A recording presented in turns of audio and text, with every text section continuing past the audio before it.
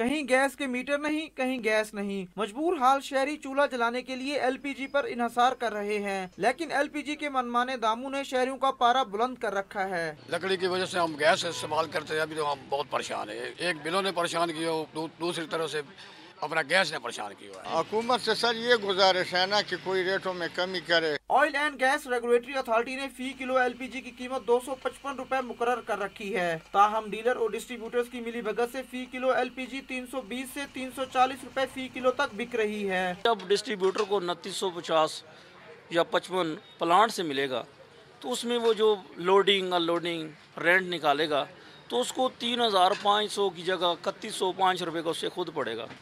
तो फिर कैसे हुकूमत के रेट मुकर्रर पे वो बेच सकते हैं। कानून के मुताबिक ओगरा सरकारी नरख पर पेट्रोलियम मसनूआत की फरोख्त यकीनी बनाने का जिम्मेदार है। शहरी इंतजामिया से एलपीजी गैस सिलेंडर की कीमतों में खुद साख्ता महंगाई पर मुनाफाखोरों के खिलाफ सख्त कार्रवाई करने का मुतालबा कर रहे हैं।